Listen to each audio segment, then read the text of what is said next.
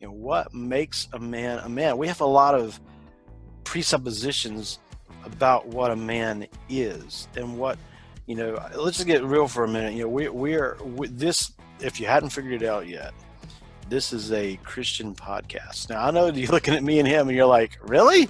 Yeah, I mean, really? Because I don't see it. But, where's the fundamental part? But we're putting the fun in the fundamentals. Putting the fundamentals, baby. That's right, baby. But it is. We realize and have seen in our own life the only way to build better men is through the Bible, God's word. But especially where he and I grew up in the South, I think it's fair to say most men treat church, they treat Jesus like that's for women and children. Yeah. And they go. You don't mean church. They'll be there Sunday. Because they wife will browbeat them to death if they don't. That's right. And so they go and they're there, but they're not really there. And we've done a great disservice, especially in American church culture, by presenting this false, and we're going to get to this in a minute, this incredibly false image of who Jesus is, not was, is. This soft-skinned, blue-eyed, blonde-haired guy that looks like he's selling you roses at the airport.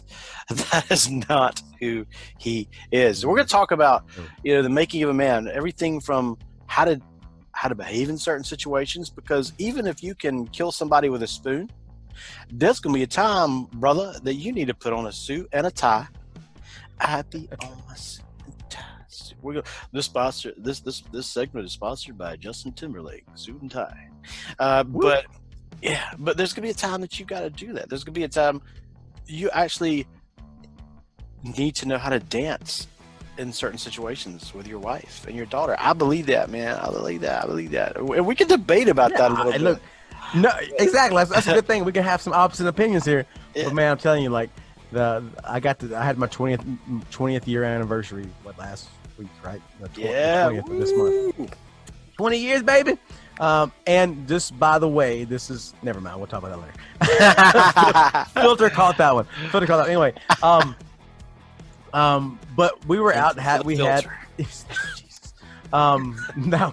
I'm praying that filter holds. It's a weak filter. It's a really big hole. I'm giving her all she can, Captain. But one of the things that we got to do, right? So we sat out and our kids played music for us and serenaded us. And I got to dance with my wife out from our front porch with my kids playing music and singing a song for us. And we danced together.